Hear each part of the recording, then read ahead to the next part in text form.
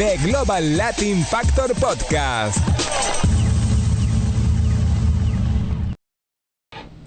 What's up, everybody?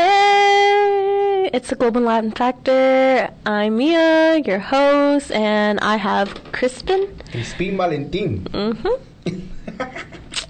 Look at you doing it on the spot. No. Bro, Carlos, I am a great teacher.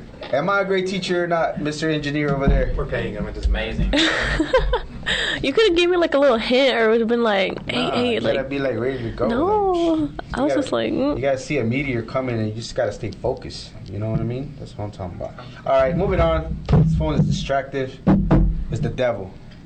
If there was a reincarnation of the devil, it would be that. I was gonna ask you, are your glasses like real, or are they like prescribed? Okay, so I'm gonna be honest. The glasses are real, but they're for blue light. Oh, for like computer screens and stuff. Okay. Yes, it just happen to be they look kind of cool. Yeah, they do. They give me like super, what is it, vibes, like 70s vibes, like people back then with their glasses, right? That's what she's saying, right?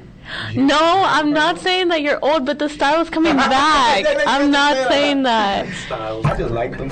I just wanted a blue light, and I like the way they look. Yeah, those styles, glasses frames are coming back, and like I don't know they're coming back. I'm just doing my own thing. All right, I appreciate it. Thank you for that. I will take that compliment. Thanks. Mm-hmm. I will feel like it's a compliment. I really would. Okay, so like Jennifer Lopez before that we did, it's like I think it's so crazy to me that like Latino parents a lot of the times they don't believe on the kids' dreams. You know what I mean? Mm-hmm. Like for whatever reason we have like this limited imagination. Like I'm not a parent. I'm not gonna front and say I got kids and this and that and I'm raising them for the same reason that I don't feel like I'm ready to provide them everything that I need as far as even mentally and get them to be where I want them to be, and we're not even having them here, and not to mention to be. And of course, I know everything's pretty much just how like you're just gonna learn how it goes as a parent, right? Yep. But at the end of the day, I feel like a lot of our parents have this limited belief of certain ways that they were raised, that certain things they just don't believe that could happen. You know what I mean? Mm-hmm. They don't believe that your kid could be like on TV, or they don't believe that your kid could be like on the moon. Was that on the moon, like an astronaut on the moon? Or but then there's a few like Miss Lopez, the golfer lady, Nancy Lopez. Her dad did believe in her. He even pushed her to that, and I think it's beautiful. I think it's a beautiful thing. But I know that in Latino culture, maybe I'm speaking on behalf of my Mexicano upbringing, and I don't know how you were in your upbringing, but I don't know if maybe they were pushing you to go and to continue to do this and just be more. You know what I mean? Mm-hmm. Did you get that when you were little? Yes, I did actually get that when I was little, just because, so I grew up playing soccer. Right. I played college soccer. Like, my whole life was school and soccer. My parents only told me that, and, like, Is that what you wanted to do, though, at that time? Was that an idea of theirs, or was it something that you wanted to do? Well, I think it was both. It was more of an idea of theirs because they wanted me and my twin sister to go to college. Like, that was the big thing. Mm-hmm. And especially having a twin and then parents that are separated and who aren't rich, or like, we weren't poor. I mean, there was times where we were poor or whatever, but they just didn't make enough money, right. You know? So I guess us playing soccer was like, okay, get a scholarship, like, so then your school can be paid for, and then you can go to college, and then you can get a nice, like, get an education, and then get a good job, and then, you know, but it didn't work out. But growing up, I actually did like playing soccer, played it from 4 years old all the way up till I was like 18, and there's times where I would get burned out because the strict scheduling, and that's all I knew. Like, I didn't really have like a social life growing up, because it was just like school, and then do your homework, and then go to soccer practice, eat, come back home, take a shower, go to sleep, and do it all over again. Wake up at 6 in the morning and go back to school. You know. Well, was it still comforting that your dad and your parents did push you a little bit to believe that you could go ahead and go to college and play soccer? Yeah, I like the fact that they were pushing me. they believed in me that I could do it, because I'd be like, oh, I don't know about college, I don't know about school, I don't know about soccer, I'm not even that good, especially playing like with club girls who were raised differently than me, and from like little bitty. Yeah, because there's some girls that are really good, and their parents would they're little, but like their parents would put in so much money to have like trainers already and like skill coaches, and I was just like, I didn't have any of that. I just grew up and just started playing, and I just ended up kind of being good, you know. Right. That's still cool though, but I think again, if you're a parent, like, I don't think it's all about giving everything that you possibly materialistic that you can possibly provide them. I think believe that you can, whatever they wanted to do, whatever, my nieces, I used to give them gifts when they were growing up, like little computers, some kind of toy that would stimulate their mind, some kind of like instrument or something like that would just not just like a tablet or anything, just different little games that I can just know that it would just stimulate their mind to maybe one of these days to get this something that idea. Some kind of something would spawn inside of them, grow inside of them, that they can just take it and maybe be something at this time. They're great girls. I have 2 nieces, or actually no, I have 3 nieces and 1 nephew, but all of them are super bright even to this day. For the same reason, I don't feel like I did that, but I think that some of those things that you do eventually do stimulate their minds, so do have them expand and not have them limitations of the way we were growing up, just because you didn't get an opportunity because of whatever reason you didn't. I like, for myself, I went to the military because, okay, so let me tell you the story. So I was at a point, I was young. I was actually 19 when I graduated. I graduated early, but I was actually late because when I got here to the States, I got held back a year, and then I was always behind, and I always fell out of place. And then finally, when it was time to graduate, at that time, I was 19, is kind of beginning to party a little bit. So I went to get this scholarship application. I had the scholarship application because actually I was pretty decent book-wise. And I was driving with the application. I was going home, and I looked at the application, and I was driving. And then I'm like, and then I saw this National Guard place. I didn't know it was a National Guard, but I knew there was something. So I went, pulled in there. I talked to the guy, like, hey, you want to whatever, tell me, and like, oh, you'll be going this once a month. Like, nah, scratch that. I want to go for 3 years and be back and get some money for college. Like, okay. So he sends me to another guy, and eventually that Sergeant Salazar got me in, and I did my thing, and then I joined the military. And then I did go to college for a little bit, just I lost my faith in education. I really did. So whenever I was told to go home and take this test, and I was taking it in the computer, and I know it's not the way you do it now, but it just didn't feel right. I don't know. It just didn't sit right for me. I didn't feel like it was educational. I like to be lectured. I like to be in. Yeah, like old school, like I just don't know. It's a different thing. Like, it's a different feeling whenever you're in it. At least for me. Yeah. To each their own.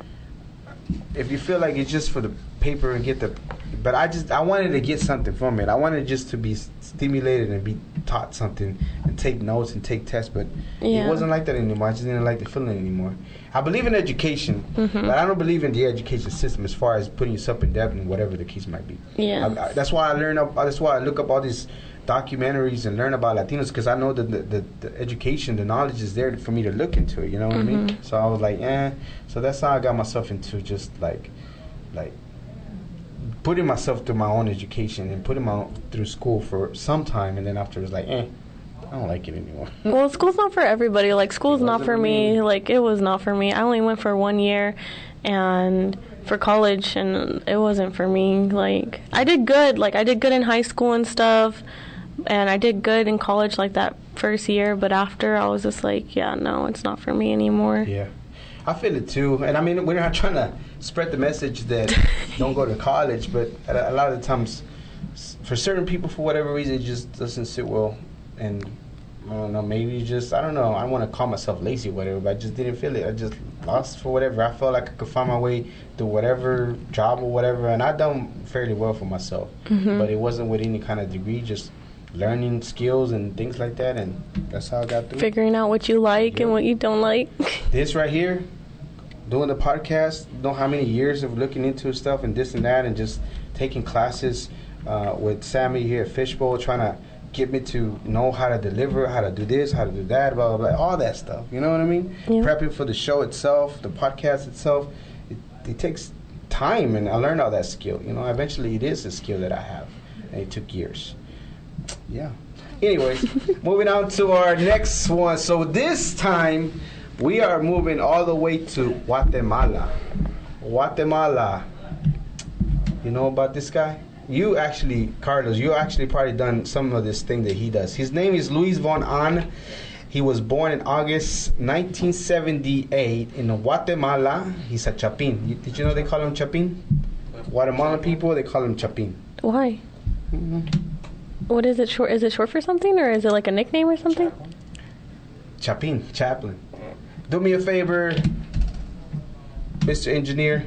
Can you look up why did they call Guatemalans Chapins? And he's actual Guatemalans Chapins. Yeah, like actual, for whatever, there's their nickname. I don't know why. I'm pretty sure there's a reasonable. I don't know why. You know what? It's a good idea. Why do you not think to look it up? Anyways, he's a professor of computer science in Carnegie Mellon University in Pittsburgh, in Pennsylvania. He's known as one of the pioneers for crowdsourcing. You know what crowdsourcing is? No. So pretty much what he does is like uses people. Oh, like data or something with people? Yeah. Or data or data? Data. Okay. It's from, so it says, apparently Chapin is a nickname from people for Guatemala, and it's said to have its origin in the form of uncomfortable footwear called chapines that the Guatemalans used to wear when they were traveling to Central America. So it was like footwear. So it's a footwear that they used to wear. Guatemala used to wear back in the days, and that's how they got the name Chapin. Huh? Learn something new every day, like you said. Alrighty. So anyway, Mr. von Ahn, he wanted a PlayStation when he was 8 years old. A PlayStation? He wanted a PlayStation, but guess what? His mama got him. Super Nintendo. Nope. A Game Boy. Nope. Wait, were Game Boys even out? I don't think at that time it was Nintendo. His mom. Oh, those, Nintendo like 67. No. Whatever it is, I don't know. I used to play on one of those though. Okay, well, yeah, no, it was. He wanted one of those, but his mama got him a computer, a Commodore 64. Oh, computer. We don't even know what that is. If you want to Google it, you can. I didn't look it up, but at the same time, I was pretty sure one of the old computers. She was able to go ahead and his mom was able to. So it was only him and his mom. She was able to get the manual to figure out how to do it, and eventually he was not happy at the time, but after getting the menu, he actually began to create his own games in the computer. At 12 and 13 years old, he was already making his own little games. He is the creator of CAPTCHA. You know what that is? What is it, Carlos? Okay, so, and I was explaining to you earlier, okay, so let's say, for example, you go to Ticketmaster, and you buy whatever artist you want to see, you go buy a ticket. So somebody can write a program that can buy all the tickets from Ticketmaster and then later resell them for other people. You know what I mean? Oh. So what this prevents is that reCAPTCHA prevents, and it's like a little code that those programs can't really decipher, that you will have to punch in to verify that you're a person buying a ticket. So it was meant for security. I know it's a little annoying, and I know after a while it's like, why? But it so happens to be that the computers are not that smart to be able to tell that it's a program or it's an actual person buying. So this prevents you for having to be able to buy a ticket or whatever you're buying, purchase, and getting even an email. Because a lot of the original problem, the original problem came from Yahoo. So Yahoo was getting a lot of their emails stolen and taken. There were people who were just generating robot emails and stuff like that. So like we got this problem, and him and one of his PhD advisors told him, okay, well, they came up with the idea, and here you go, reCAPTCHA. And then he sold that company. So it was first CAPTCHA, and then it was reCAPTCHA, and the reCAPTCHA actually works as two things. So reCAPTCHA actually, so Google bought the company, and then reCAPTCHA actually, the words that you see, full words, are actually from books. So they're filing all these books, all those words that the computer can't scan and don't know what it is. Whenever you put it in there on the system, then it files it. So those where those words come from. It's crazy, right? Yeah. This is a Guatemalan man, inventor, credited to be one of the smartest man. He doesn't seem himself as that smart, actually. He says if you ask around, there's people around him, he doesn't seem to be that smart. He doesn't feel to be that smart. Mm-hmm. But I feel like he's pretty, I mean, I didn't come Would up only with smart people say that, though? That they're not that smart? No, right? Compared to, like, where they compare themselves. Yeah. I don't think they compare themselves to other people, you know what I mean? Like, maybe he compares himself to Einstein. You know, compared to Einstein, maybe he doesn't feel that smart. Yeah. You know? Or like a Bill Gates or something. Like a Bill Gates. Oh, speaking of Bill Gates, guess who wanted to recruit Bill Gates to Microsoft? He did? Yeah, Bill Gates wanted to recruit Mr. Von Ahn to Microsoft years ago. He was a fan of the guy. He said, yeah, let me bring you in. They're like, nope. No, thank you. I'll sell my company to Google. He sold his company to Google. I'm pretty sure there's some kind of amount in the millions. And reCAPTCHA and CAPTCHA, he sold that company. Microsoft wanted Bill Gates, but he said, nope, no thank you. And now... What? I read your notes. Why? He's the CEO of that language app. Yes. And that was the other thing that I was going to tell you about. Okay, so you know how we're doing the word of the day? Yes. Okay. I used to have this app. I had to do it. I had to get it for Spanish in high school and stuff. Like. Okay, let me show you what I learned in a week so far playing this game. Okay. I'm learning Chinese. What? Ni hao. Hello. Hey, I'm just saying. I didn't know that word. Okay. I didn't know that word. Ni hao. Oh. All of that. 1 week, bro. I'm on my way. Maybe about a couple more years. Maybe I learned something. Ni hao. So anyways, did you forget about this app? You can learn Spanish in this app. You know that, right? Yeah, I know. I used to have the app on my phone and like iPad and Why stuff. you stop messing with it? This is like your key to learn Spanish. Because it was Spanish 1 in high school. She used it to cheat. No, they made us downloaded it. Like we had to do like she would tell us, hey, like do like 1 week of this, and this, and we're like, okay. But it like helps. Like she was just like, yeah, get this app. It helps you with like all the words and. Yeah, well, you can still learn Spanish. Like, okay, so when did you get out of high school? How long ago? I don't know. I'm 22. So that was 4 or 5 years ago. 4 or 5 years ago. 18? I graduated 19? when I was. When? I graduated in 2017. So how old were you when you graduated? I was 18. 18, 19, 20, 4 years ago. 4 years ago. I'm not gonna be over here doing math. So imagine if you would have spent. It's a game. Literally, it's like a little freaking pocket game. With a It's little called bird. Duolingo. The app is called Duolingo, and there's more than 300 million users. They are learning different kind of languages on it. I know I just learned one word, Carlos, waiting over here. But at the same time, I didn't know that word. But now I know one word. And I'm going to keep at it to see where it takes me. I'm behind on my lessons, so I need to go ahead and do it. Here. Oh, you have the little words on your. Yeah, look. I'm going to show you my app. All right, so Duolingo, if you want to learn a different language, it's like a game. There's a free version. It's just going to be slow, and then you got a pay version. You can still do the free version. It's like a little game. Yeah. Like a little game. And then you just do the little thing, and then you learn a word. So far, in 1 week, I learned one word. I'm on my way to Chinese, baby. It's the third most popular language in the world, Chinese. I learn French. You gonna learn French? Yeah, I want to. Oh, so you know what I was? Okay, so the another documentary that I was watching about. I swear I'm into all kinds of documentaries right now about soil. There was a French guy that was talking. He was giving a speech, and I swear I could understand that man what he was saying. I could understand every little word that he was saying. And he was saying some big words, and I understood what he was saying. Like I literally understood what, like, oh, I know what you're saying, and I was tripping out because I could understand his French. I'm like, wow, I can really understand this man's French. I wouldn't be able to answer him back, but I understood what he was saying as far as giving the speech, and I'm like, what? Oh, soil. Next episode, I'll talk to you about soil, about Earth. Anyways, moving on. So he is the CEO now and founder and co-founder of Duolingo is the name of the app. 300 million people. 300 million people, so I repeat. You can get it on iTunes, all Google Play, and pretty much it helps you learn a language. Okay, so he said this is very interesting to me, right?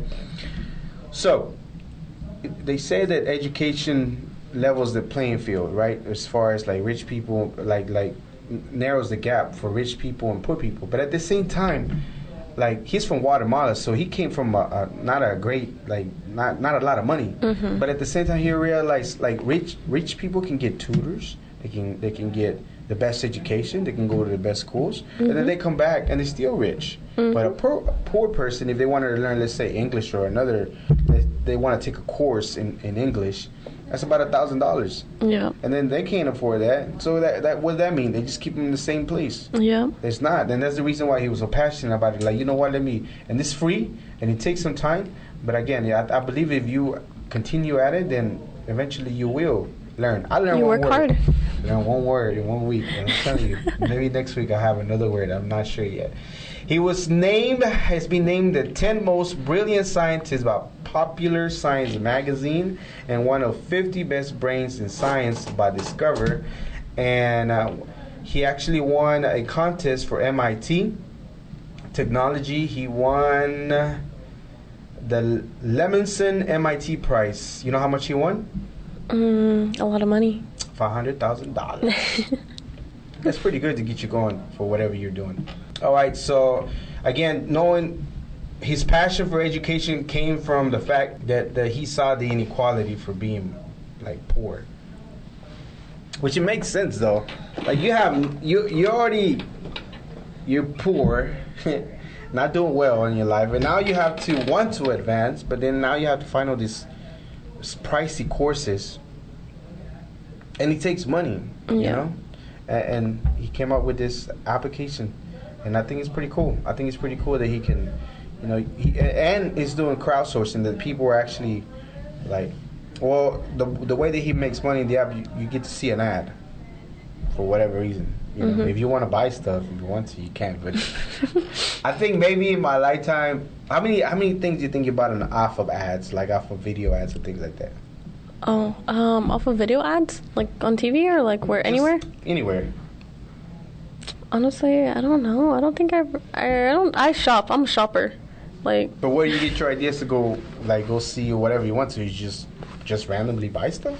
Yeah, or okay, TikTok.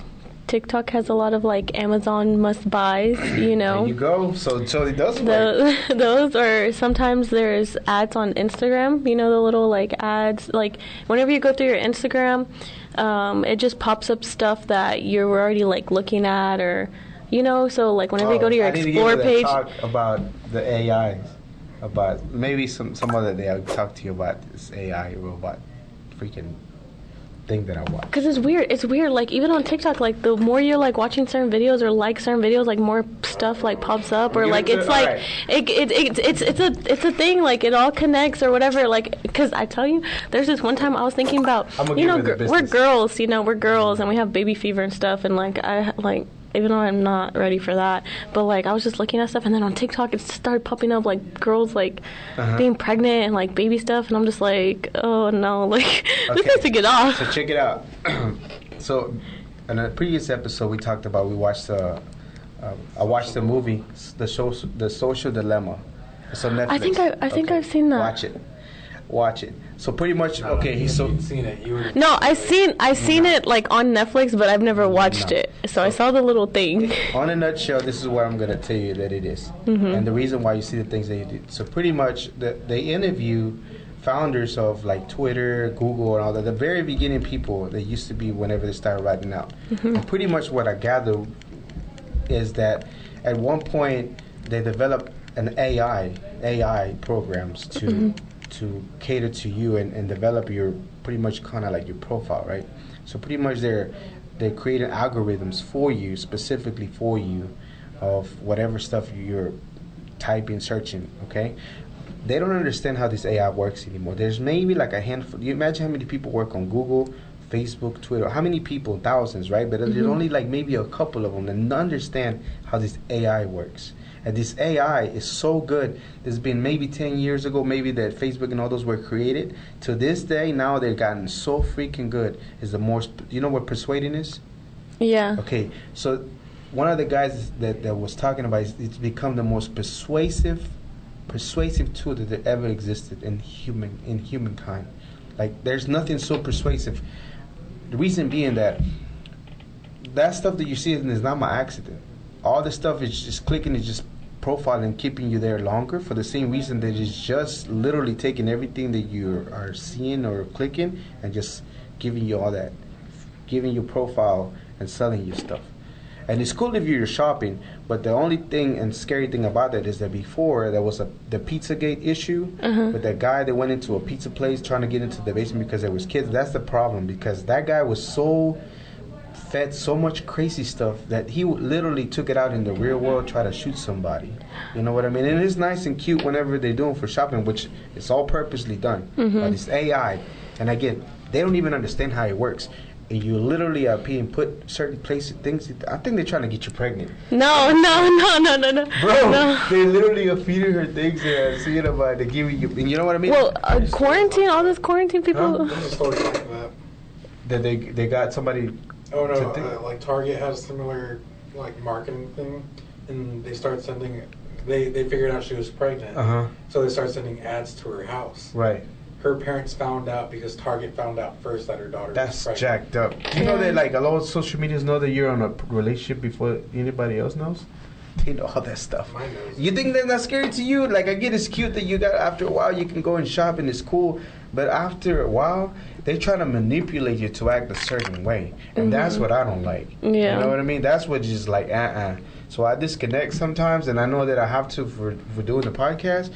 And I know I'm one of the contributors to try to keep you on your phone and try to minimum be informative, but at the same time, it's crazy how they can develop what I call, they say algorithm, whatever. I just call it they profiling you to see who this. And then the other thing, you know how we're so divisive in the country and this and that? Okay, so let's say I'm searching something, and then on my Google, I might come with some findings, right? But the same search that you do might not be the same thing I do. So you always wonder, like, are y'all not stupid? Are y'all stupid? Are y'all not seeing this? And you know what? The crazy thing is they might not be seeing the same thing that I'm seeing. And that's the thing that trips me out. The fact that they can manipulate to get somebody to go into the real world. And then after a while, make you act a certain way. They make you want to buy certain things. You know what I mean? So I click on those ads too, don't get me wrong, and I get some ideas, and then I take it to Amazon and see if I want to buy it. Yeah. But at the end of the day, they are so persuasive, they will get you to buy stuff. They will. So again, it's just my take. Do what you do, but I'm thinking, they sound like they're trying to get you pregnant. No. Saying. Or it knows. No. It knows. She gets that alert. Bro, but hey. So-and-so posted this. Okay. No, I know I know a lot of people that are pregnant right now, and like a bunch of my friends or people that I grew up with, they're all pregnant, you know. So like I'm just like, oh no, like. She's next. No, I want all those energies, all that baby energy away from me, like away. It needs to go far away. So I swear, if this AI, I'm confusing the crap out of it, because I'm looking up dirt, I'm looking up man, I'm looking up tsunamis, I'm looking up like random marijuana, stuff, just right? crazy, the most randomest thing that I could think of. And I swear, something pops up that I'm curious about, boom, search it. And then I look into it and look a video, this and that. I swear, this freaking suggestion, you know how the YouTube is suggesting things? Yeah. I'm like, it's all over the freaking places. I'm like, and after a while, I just suggest it. I'll be like, I'm not interested. And then, not interested. And then I get into other stuff. I swear, it be tripping me out. Like, this AI, like, this fool is so weird and crazy. Like, literally, I can't map this guy. And you're not. You're not. AI, you will not control me. I'm just saying. Any final thoughts? No, that's scary though. That's scary. What about Mr. Luis von Ahn? Any thoughts on him? No? Nothing? Did you learn something today? I did learn something. What did you learn about him today? Chop. What's the word? Chaplin? CAPTCHA. CAPTCHA. Chapstick. Chapstick. I was like CAPTCHA. CAPTCHA and reCAPTCHA, right? And he's the CEO of that app that I need to get to learn more Spanish. Duolingo. I know. 4 years ago, bro, she would have stuck with the app. She would have been fluent right now. That's all I'm saying. So, hard work. Ay, mia. It's all good. We're going to get you there. All right. Well, this was another Global Latin Factor contributor that right now, presently, from Guatemala, shout out to Guatemala, is doing his thing and continues to improve education and have you learn for free, learn another language that can put you possibly in a different place, because que sabe inglés vale por dos. Did you know that? No. Somebody that speaks Spanish counts for two. Oh. If you think about it, it's kind of true, right? Yeah. Because it's kind of like you speaking two languages. So I'm just saying. Anyways, this was the Global Latin Factor Podcast. We'll see you till next time. Peace. Todos en este país han estudiado